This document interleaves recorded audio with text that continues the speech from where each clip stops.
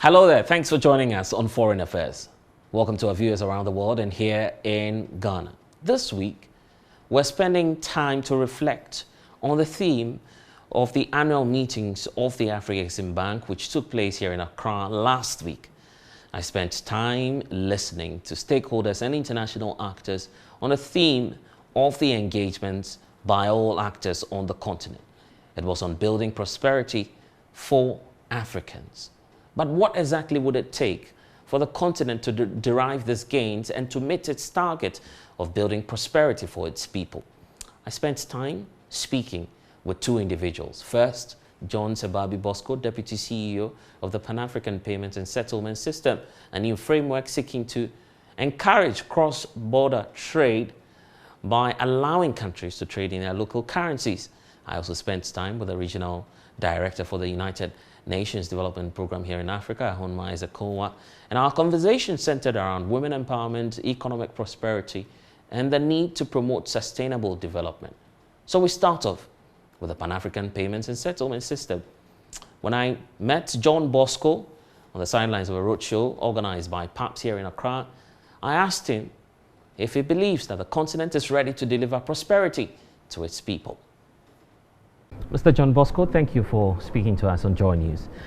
You're here as part of the annual meetings of the Afro-Exim, and at the same time, the Pan-African Payments and Settlement System is also running a roadshow in Accra, so that makes it much more of a busy schedule for you.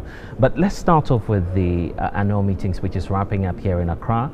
It's on the theme delivering on the vision and building prosperity for the African citizens. Do you feel that the continent is positioned to deliver that prosperity to its people? Thank you very much for inviting me to the JoyNews, and it's a pleasure to be here indeed. And it's also a pleasure to have been attended the Afro-Exim Bank annual meetings in Accra, especially that Accra is a cradle of Pan-Africanism since this independence time for all African countries. So it's a big pleasure for all of us to be here. Yes, the vision was created at the time when the governments of Africa and the African Development Bank were creating Afro-Exim Bank. The vision to be able to rely on our institution to finance trade. And clearly, in the 30 years in the past that have happened, Afro-Exim Bank has done a great job in that regard. And yes, delivering the vision is possible, and I think as Africa and the continent, we are set for that. The continent itself is positioning, many countries within the AU framework to trade amongst themselves towards that vision of building a one common African market, and that will take off with the Continental Free Trade Area. The framework for the trading itself is off to a slow-paced start. We have just about 8 countries doing a guided trade, for instance. What's your own take on why the continent has not fast-tracked or accelerated the Continental Free Trade Area? Yes, true, it's slow, and no, it's not slow. I'll answer both of them. Right. One, we must appreciate that the SFTA was set up the agreement was signed in 2018 in Kigali, in Rwanda, and endorsed and launched in Niger in 2019. And thereafter, what happened? We had a crisis. We had COVID for nearly 2 years. Nothing was moving on. If you see what the SFTA Secretariat has managed to do to date, it's a commendable job. It's tremendous improvement. One of the most particular achievement is setting up the Pan-African Payment and Settlement System, which was endorsed by the heads of state in Niger at the time of launching SFTA Secretariat, and this pillar was mandated. The heads of state mandated SFTA Secretariat and the Afro-Exim Bank to set up this payment system. And why do this? Because the most important economic activity is payment, whether you're receiving a payment or you're paying. So any economic activity is layered on a payment or ends with a payment. So that pillar had to be set up. And to date, we launched the Pan-African Payment and Settlement System last year in this very room in January, and we have now 9 countries that have joined central banks. More are coming on board soon, and over 65 commercial banks that have joined and have started transacting in the West African monetary zone. So you seem to be facing the same challenges, just as the continent of free trade area. We are together. Yes. We are an implementing pillar of the SFTA. Yes. So I would say that yes, SFTA has done tremendous work through the implementation of PAPS. PAPS has also advanced so well. So yes, you could see it as a slow pace, but it's actually a very good, tremendous job that has been done, especially when you look at what the SFTA Secretariat has managed to put in place and focusing on the payments angle. So a lot has been done. You look at the continent as we speak, most of the countries across the continent cannot wean themselves off the US dollar, which has become an international legal tender that many, in fact almost all the African continents cannot do without it. How are you going to operate the payment system by shifting away from that strict reliance on a currency that many African countries are in need of? PAP's focus and purpose is to increase trade in the African continent, intra-African trade, and yes, also using our local currencies. But it's a gradual process. PAPS operates on the basis of local currencies and also in terms of the speed of delivering payments. Okay, let me take a step back. There are 4 challenges of cross-border payment systems all over the world. We have the challenge of speed. A payment from Benin to Nigeria will first hit the US, hit the UK, and get here in 3 days or more. The other is cost, and the other is with all that trajectory, you lose transparency and also access. So PAPS offers all these challenges and solutions to these challenges. One, it's an instant payment system. Instant in that the recipient receives the funds in maximum 120 seconds. In the trials that we've done and today the transactions we've carried out, we've averaged 10 and below seconds. So the funds are there and they've been local currency. Now the challenge with the dollar you're talking about, yes, it is real because we've traded in this currency for quite a while, and the intention is not that we do away with it, but that increase and facilitate trade here. And how do we do it? We encourage the use of local currencies, and because countries have imbalances in trade, that difference is netted off. It's a net settlement system. The net is settled in dollars. So ultimately, even today, before we completely use our local currencies, countries save because they've been paying out at gross amounts. Now they'll be paying net amounts in dollars. So there's a substantial reduction in what they pay out. We're talking about what your target is, because in Africa we know that annually over 5 billion is being lost because of these transactions that go out of the continent and then get back to us. But the question about the approach, where we should have been starting from, many experts say, and you can share your side and where you stand on this, that we should start with a common currency. At least that will unify the continent before we have a common, payment and settlement system. You agree with that approach? It works in different ways, and probably that can work as well. However, if you look at where we are and where we started from as African countries, we are independent countries. We have 41 currencies to date.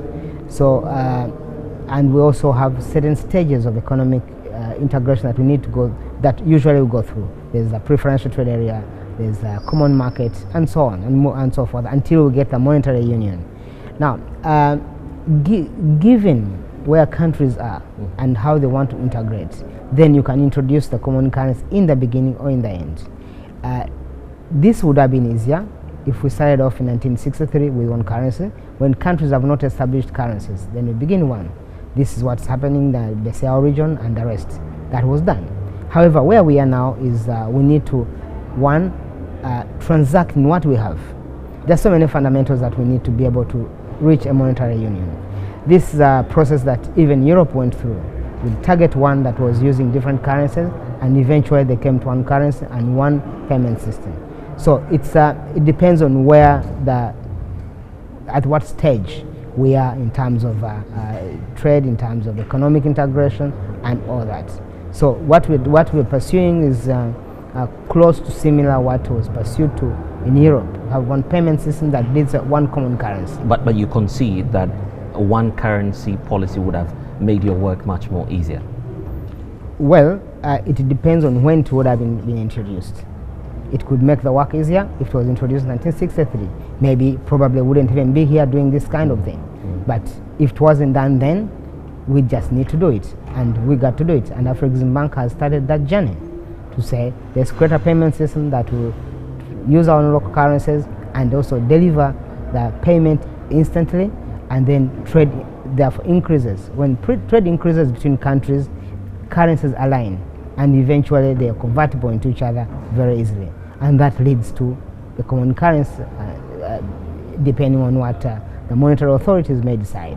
Let's look at where you're starting off from. Just on the sidelines of the Afrexim annual meetings, you've signed an agreement with the United Bank for Africa. The agreement, we understand, will pilot this system amongst 8 West African countries. What's this deal for, and why are you piloting at this stage with UBA? We actually signed memorandums of understanding with 5 group banks in Africa: Standard Bank Group, EcoBank Group, Access Group, UBA Group, KCB, and the 5th is and UBA. Okay. So 5 of them. 5, yes. So why group banks? Group banks, one bank is EcoBank is spread in about 33 countries in Africa. So that means you actually you access the 33 subsidiaries and 33 countries.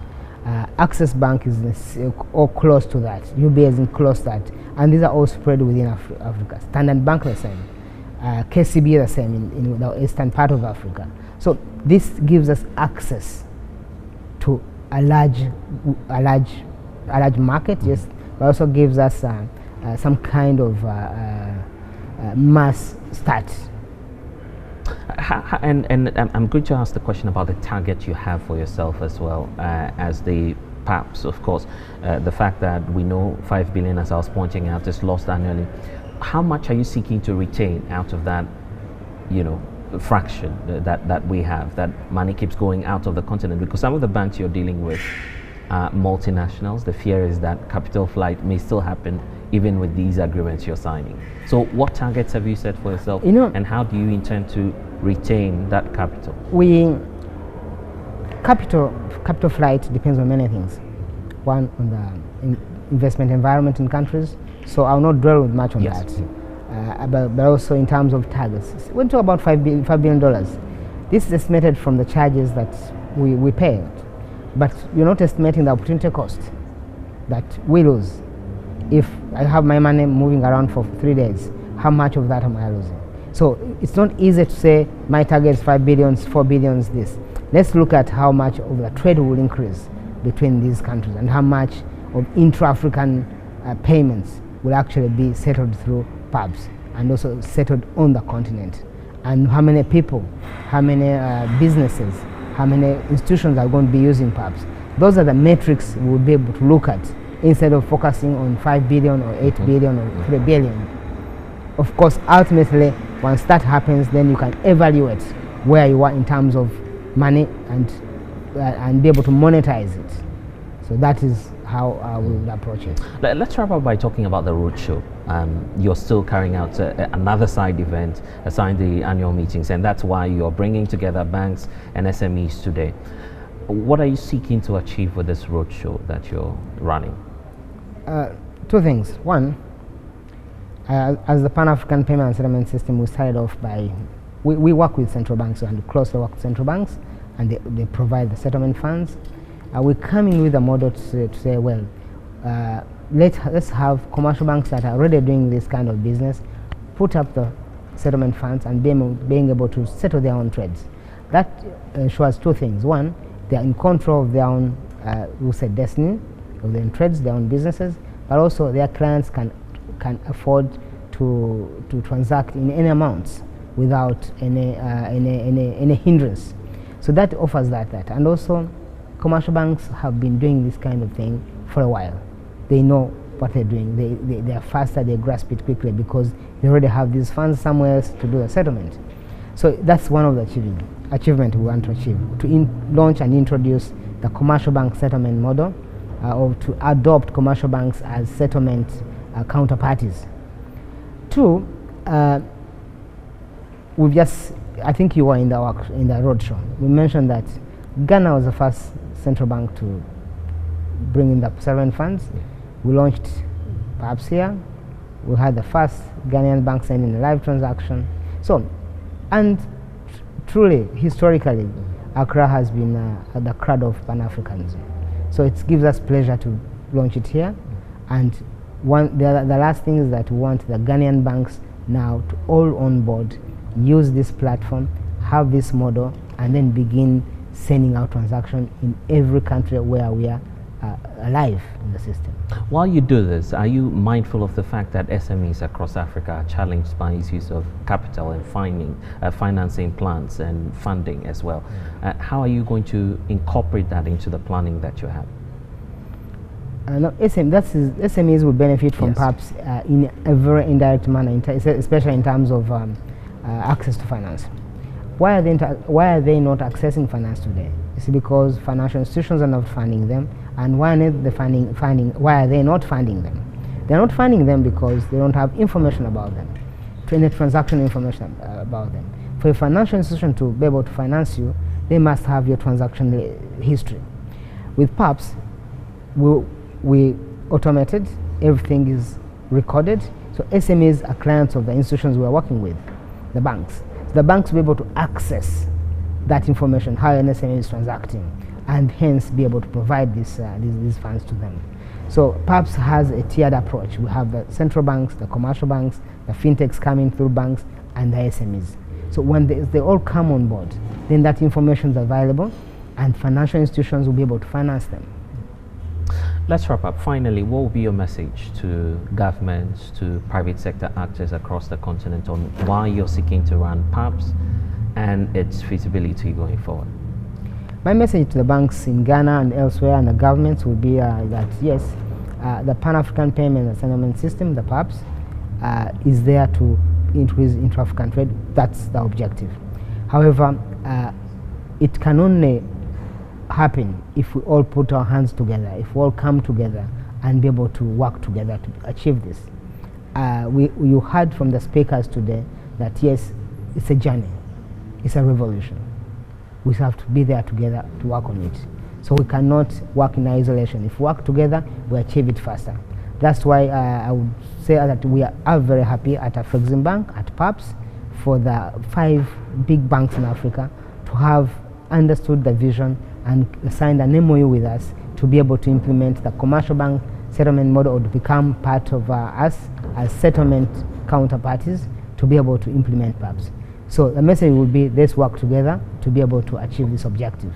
John Bosco, thank you for talking. Thank you very much. Well, John Sebabi Bosco is not the only one we're having a conversation with here on Foreign Affairs. We also, as I indicated to you, spent time with Ahunma Eziakonwa, who happens to be the regional boss for the United Nations Development Program in Africa.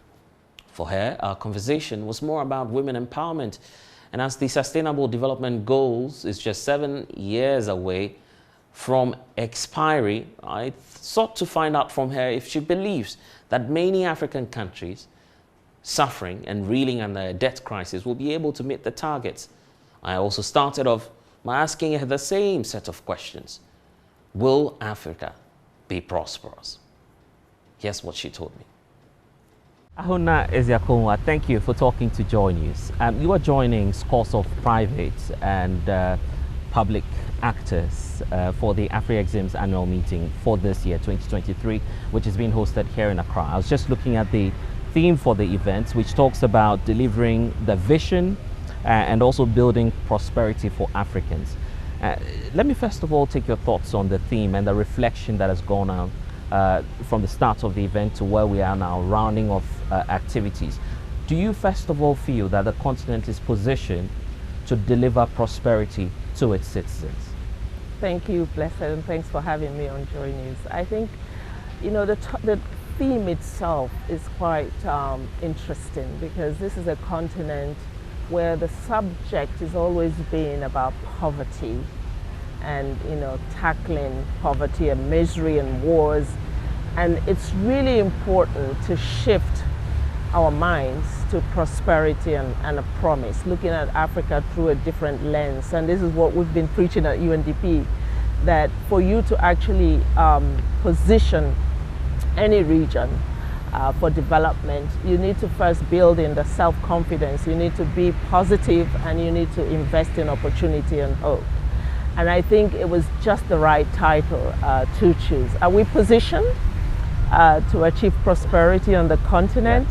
I think that depends on a lot of things. One, I think actually the Africa Continental Free Trade Area positions the continent to achieve prosperity, because for the first time Africa will be able to trade with itself and also increase its competitiveness in trading with the world. The share of Africa's trade with the rest of the world and within Africa is low.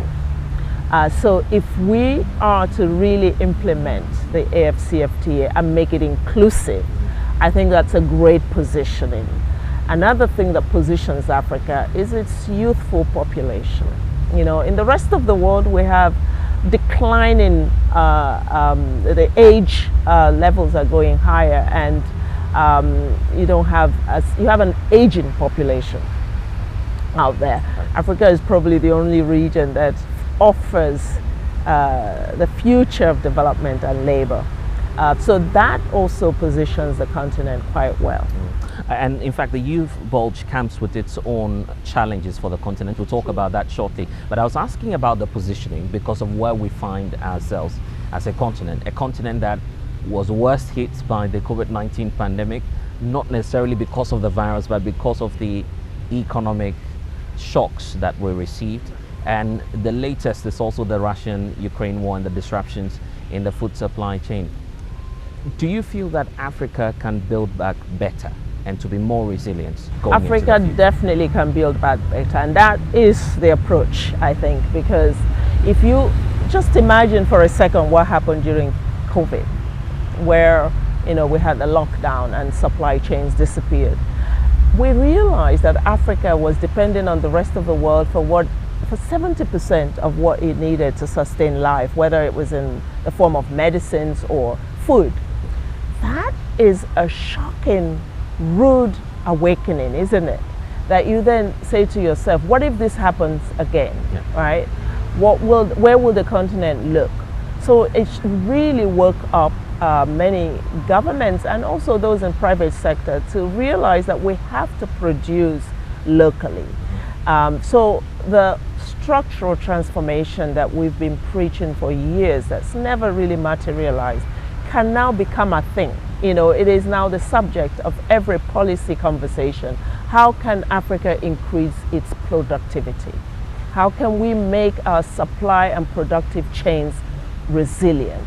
How can we mobilize resources domestically, and how can we increase our productivity and be able to export so that you can also earn currency. But above all, how do we transition from just exporting raw materials to adding value to our products so that you can also create jobs at home? So the whole industrialization issue has suddenly become a major priority in Africa's cabinet. And yet what we see is that many governments are shifting priority, maybe because of the exigencies of the time, external factors affecting many of our economies, and experts are equally worried that there's a debt crisis looming because of the approach many governments have taken over the years.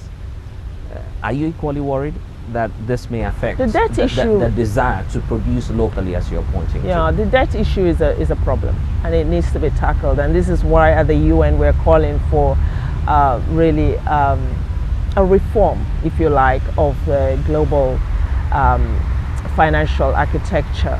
Because if you see what happened during COVID, where did the money go to rescue stimulus money? It didn't go to countries that needed it most. For instance, the special drawing rights that the IMF released, only 33 billion came to Africa. It was 600 billion, right, in size. So there is a kind of an unfair formula out there for how you address financial crisis when they occur. Those who have less seem to get less, and this needs to be turned around. So, of course, African countries need to deal with the present risks and threats to their population, whether it's occasioned by climate change or the impact of the war in Ukraine, which is bringing imported inflation. You can't let your population just go to waste and suffer. You need to find measures to alleviate the pain. And that, of course, disrupts the investment in the future of development, right? In the development trajectory. So that's an issue. But there are ways to make finances cheaper for the continent. That's something we have to look at. And we've been looking at it at UNDP, for instance. We just did a study on the cost of borrowing, right, and the credit rating bias that puts African countries at a disadvantage. If we can deal with that, you save $75 billion wow. A year for just 16 countries that we surveyed. Are you saying this is becoming a reality? Because our president raised that during the AfriExim meetings, where there's this continental push for our own standards and ratings. Is that the solution to the problem? That's part of the solution. I mean, you will always have to participate in the international rating agencies because they have a standard. Because we can't do without them. Exactly. Yeah. But I think that you can influence how they rate Africa, and it comes back to perceptions.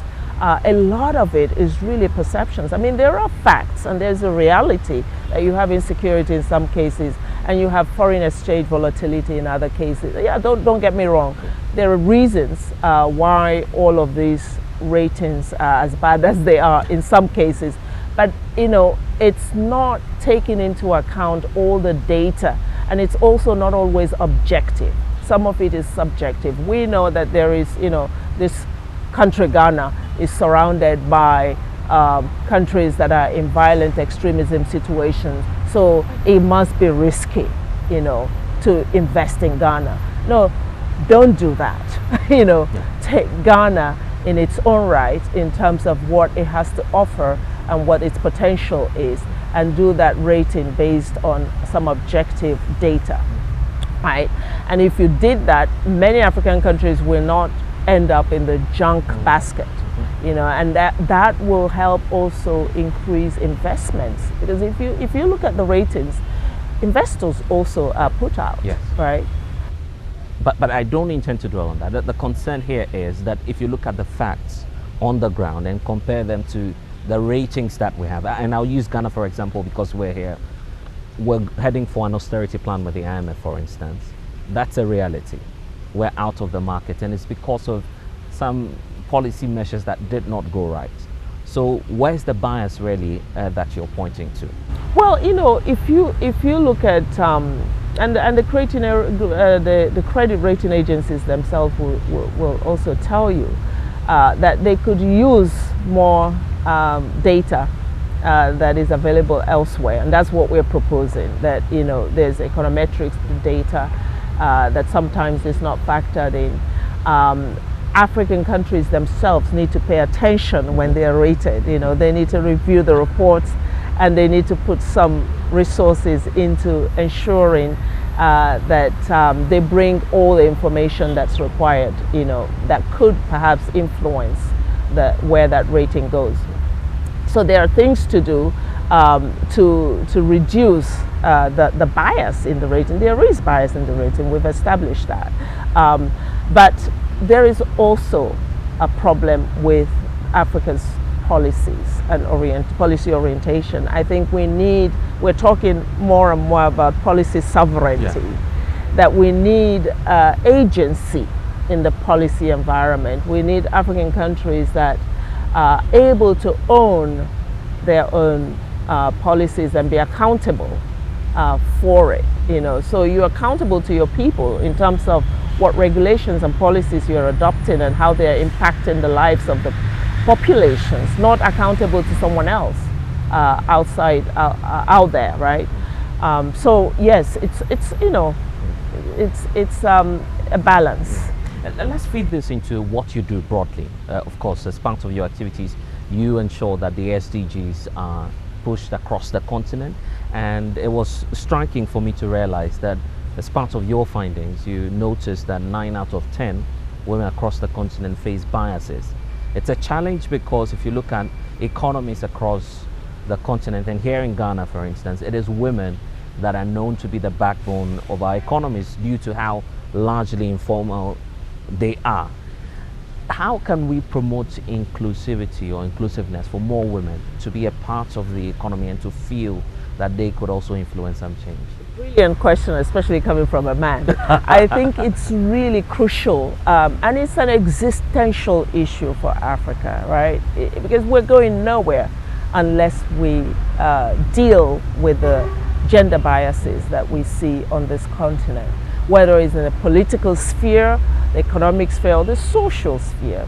Why is it important? It's important because it's not just in terms of the calculations, the rights issue. It's important because it's a rights issue. Every woman has a right to have equal access to what the other gender has. But it's also important in terms of economics. We did a study a few years ago that showed that Africa was losing close to $90 billion a year as a result of gender inequality, as a result of not empowering its women. This is serious. Yeah. I mean, if you think about it and the needs that we have today. So it's a win-win situation, right? And the case is made for promoting this. But there are lots of challenges around this, They exist in the realm of the social and cultural. People just not used to seeing women in leadership positions, for instance, and then not believing that a woman in a political leadership position can make changes and can do it, right? So we need to push and insist that women participate in political life, that they have opportunities to be elected, not just appointed, and that is a thing of cultural shift. And then we need to look at the economic sphere. Today we're talking about AFCFTA, right? If we make the face of AFCFTA feminine, I think we will get further, because who is doing the cross-border trades? Who are the market women that you see across the world? And when women are successful in their business, what happens? The rest of the social sectors benefit. A woman who is in business and is successful, the first thing they do, they invest in their children's education, they invest in their health, they invest in their nutrition. So it's really important to trigger support for women in all the spheres: political, economic, and social. I see that you're passionate about the Continental Free Trade Area. We'll talk about that briefly, but of course, you look at policy measures such as the affirmative action bill here in Ghana, which is taking so long for us to push. These are some policy measures, for instance, that are making it difficult to cause that change. Do you feel that some other forms of activism should take place just to push, the points that you're making, that women must be given the opportunity to have a seat at the table and to influence change? Absolutely. I mean, let's look at what other countries, actually advanced countries, have done this. If you look at countries across Europe, many of them today have a feminist policy. Canada, Sweden, Germany, and they are appointing women in top positions because they have seen that sustaining their development and their future depends on it. And I think Africa should pay attention to the importance of this variable. As I said, it's an existential issue. But there is need for more activism, but there's also need for more pragmatism, that we need to ensure that girls are going to school and staying in school. And that, issues around science and technology and leveraging digitalization will not exclude girls, that we're having STEM activities constantly invested in women as well, especially in young women. We need to make sure that families getting the right orientation, not to constrain their girl children, right? And I think it's important. So the fundamentals are important to establish, as well as the policy environment. A key tool to spur on growth, as experts are pointing to, is the Continental Free Trade Area. And you were saying that we need to make it a bit more feminine. I'll get your explanation to that shortly. But even the policy itself is off to a slow pace start. We were seeing now what is a shadow form of the framework itself, the guided trade, which is happening amongst Ghana and 7 other countries. But looking at the Continental Free Trade Area itself, do you feel that the vision is feasible in the first place? The vision, if the vision is feasible, absolutely. I mean, I think it's so for me so far, it's the best thing that's happened to Africa in the last decade, right? That, you know, there isn't an example that we know where a region, a continent, a country succeeded without somehow having some economic integration within that region, whether it's Europe, Asia, Latin America. That is a big factor in engendering prosperity. So is it feasible on the continent? Absolutely. But it's not only feasible, it's necessary for Africa because of the way the structure of our economies are. We have very small countries, and then we have a few very large countries. And there are some countries that will just not survive unless they're able to trade across their borders, right? So we need to do this. There is some impatience around it, and I think that's good. That's good tension. I think journalists should be asking the question, are we going fast enough? Because we're not. We need to go faster because of the imperatives that we're facing right now, the poly crisis that's there. And we know that if we slow down on the implementation of this, we have fewer cards to play in dealing with this crisis. But also, this could be a zone where we tackle inequality. So if AfCFTA is fully inclusive, we can begin to address issues of inequality. That's why we don't want it to be an afterthought about how do women benefit from it. And upfront, we want to bring the voices and experiences of women to the center. But do you see that happening right now? Yes, we see it happening. You know, we participated with another agency, UN Women, in consulting women traders across 27 countries 2 years ago to ask them how do they want to benefit from this? What are their issues? And we assembled all the thoughts from that, and it got into a report which we call the Engine of Trade, how we empower women in the trade and facilitate trade for women. And this will now influence the protocol on women and youth in trade, which is critical for AfCFTA. The regulations are important. If we can recognize, first of all, that women need to be facilitated in terms of financing. You know, they need the financing to grow their businesses, and they need that capital. They need the capital. Yes. And that they need information. This was another thing that they said. I mean, it's simple, right? You say, how do you share information with a constituency that is largely informal, for instance? Because that's what that's where most women are, is in the formal sector. And so if you're not counted, you're not benefiting from a lot of things. So first we need to formalize a lot of women businesses so they can get that information and they can build networks. And then we need to make them export ready. What does it mean? Ensure they have the capacity to improve the standard of their products. Ensure that they have the business to business networks that allow them to gauge their competitiveness and their opportunities.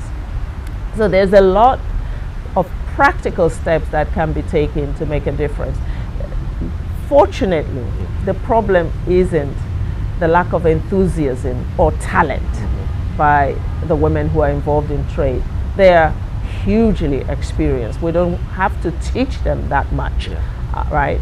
It's just the facilitation, the technology, access to markets, you know, networks, mentoring, that we need to add. Are you not leaving out the issue about a single currency, which would make trading faster for these women?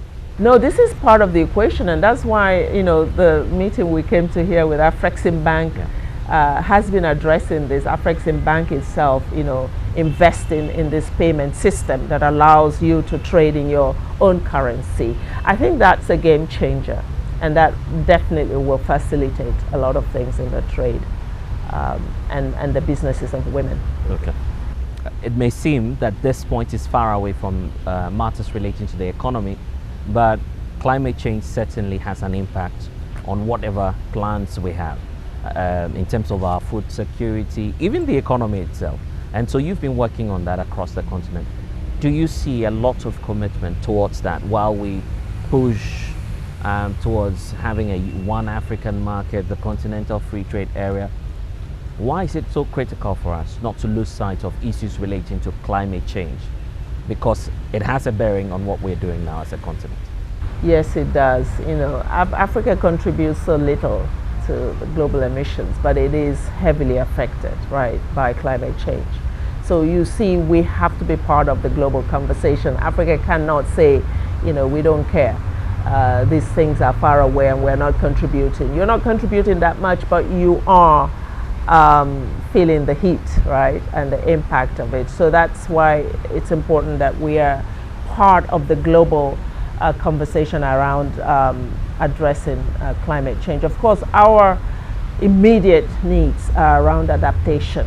How do you structure Africa's economies and systems to make them more resilient, and populations as well that are being hit hard by the impact of climate change, but also mitigation.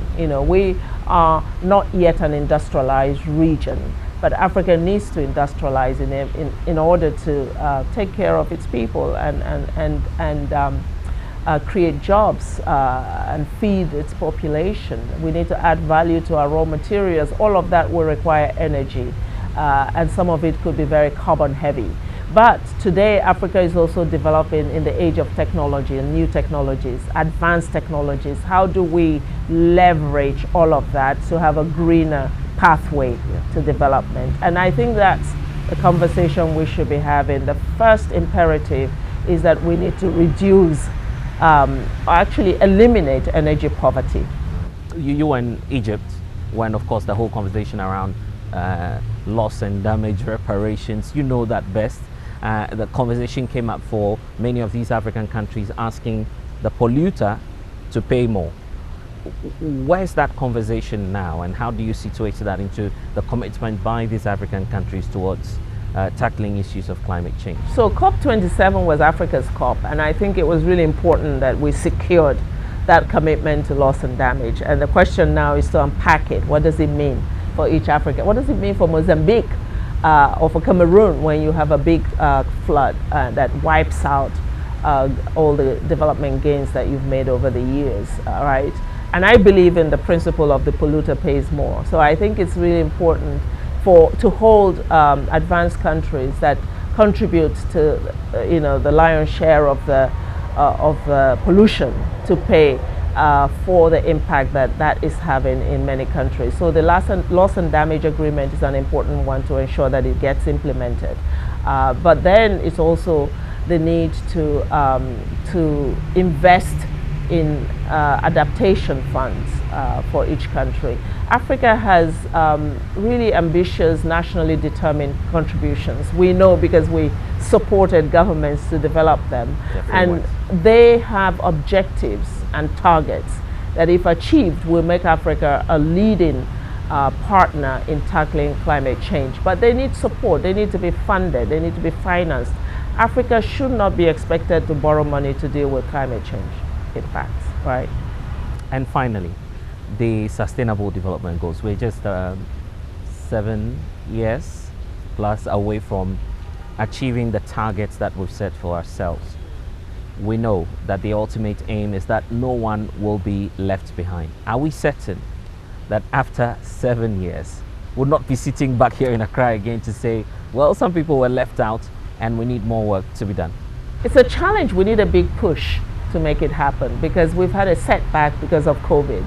and because of the war in Ukraine, and also effects of climate change. So this poly crisis, it's really a big obstacle for achieving the 2030 agenda and the SDGs. So if we're going to overcome them, we need an extra push. You know, we can't do business as usual. And it's quite clear that if we follow the pace that we're going right now, we will not achieve the SDGs by 2030. And that's why the Secretary General is saying, let's have a stimulus. Inject $500 billion a year in the most critical sectors in the countries that need that most. And also look at all the environment of debt, for instance, the things that constrain countries from, you know, unleashing their full potential. Let's see if we can ease some of that, you know, like debt restructuring, like the cost of borrowing, as I said earlier. So it's possible, but it's not possible without that push, that extra push. Well, I'd have to thank you, and I'm sure that you spent some time in Accra, and it's been worthwhile. It has been. Thank you, Blessed. It's been a pleasure talking to you. Nice talking to you.